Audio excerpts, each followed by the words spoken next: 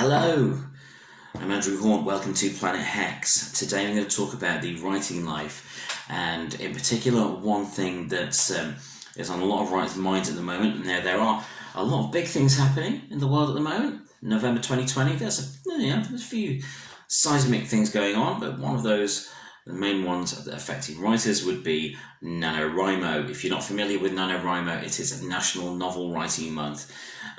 Generally, I think it was started out as intended just for the States, but it is happening all over the world. People are taking part all over the world. And the idea is to write 50,000 words of a new piece within 1 month, so in the month of November. If you join the website for NaNoWriMo, which I'll put just here, right about now, see, you can check your progress, and you can join the community there. There's a really vibrant community as part of NaNoWriMo. I have done it many times. I am not taking part in the event this year, as I'm already halfway through a bunch of stuff, and I don't think I can fit in another project. But I'm taking part in spirit, as I do at least write that quota a day anyway, if not more. But yes, life can get in the way. It's not a huge amount to work through. 50,000 words breaks down to about 1,600 words a day, just over that. So that sounds more doable already when you say 1,600 a day and not think about the block of 50,000 words.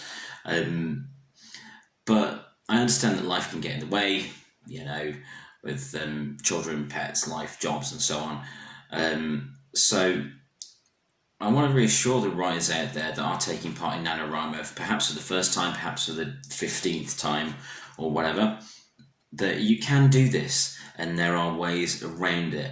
You don't always have to stick to the 1,600 words in one block. So let's take a look. Let's think about some ways you can spread that out. One way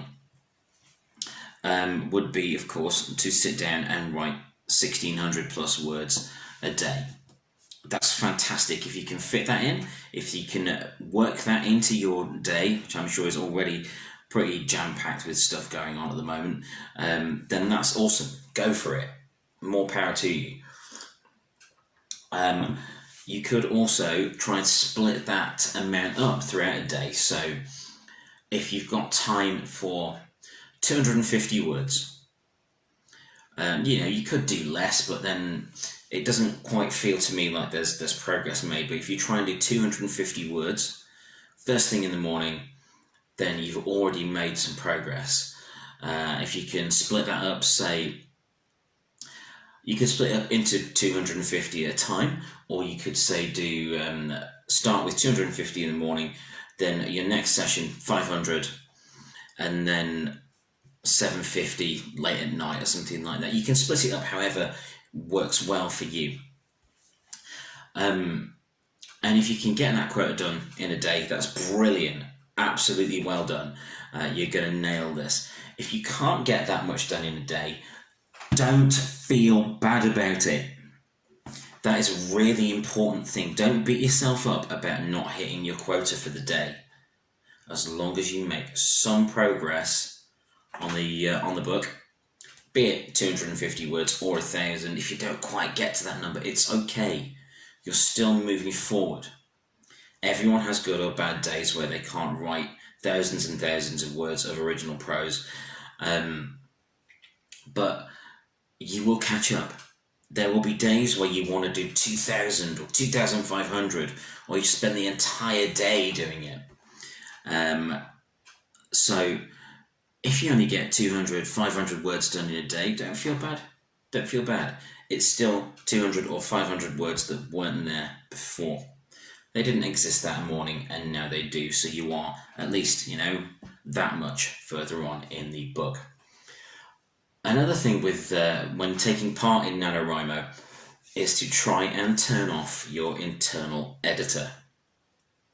When you're thrashing out thousands of words, it's very easy to look at what you're writing and just think, this is rubbish. This is nonsense. No one's going to want to read this. Nobody is going to want to read this at all. But that's the point. never lose sight of the fact that the material you're writing during NaNoWriMo is not the finished product. It's not the end product that your readers will lay down money for and think, wow, who wrote this? You know, this is full of typos, and this character's changed sex. This character has a different eye colour. This character has a different hair colour. Hang on, this character died a couple of chapters ago. So what? What you are writing is like I say, it's not the finished product. And there was a writer called Jason Arnott. You can find some really cool stuff that he's done online. He was a magazine writer for a long time. That's how I was originally became aware of Jason Arnott. But he's moved on to books and stuff now. Excuse me. And I believe it was Jason anyway. I saw him mention something called Draft Zero. And this is something myself and my wife Claire, who is also a writer, has stuck with ever since. It's really taken hold of us when we're drafting the first stages of a project. So try and see the content you are writing during NaNoWriMo as a block of text that will take the shape of Draft Zero. So it's not even a first draft, it's just getting things in some form of story order. You know, there may be days where you write a hell of a lot of dialogue or a hell of a lot of exposition or just random scenes that are coming all over the place. It's all still progress. It all still matters, and it all still works towards the finished product. So yeah, don't beat yourself up about the word count. You'll have good days and bad days. Don't beat yourself up about the quality of it, because you can go over that again. Once NaNoWriMo is completed, once you've hit 50,000 plus, you have won. You have achieved something incredible. And I would recommend NaNoWriMo wholeheartedly to people starting out. It is a tremendous exercise at building up your resilience and your stamina towards writing a lot each day. And on that note, I really should go and write some stuff. So yeah, give NaNoWriMo a go. Don't worry that you're already well into November. It's November the 4th when I'm recording this. So don't worry. You can catch up. I mean, this is you. You've got a story to tell. You've got lots of stories to tell. Maybe you've got the beginning of a story to tell, or the middle, or just a really cool ending. Get it down. Get it written. Because who else is going to? This is your chance. Make it count.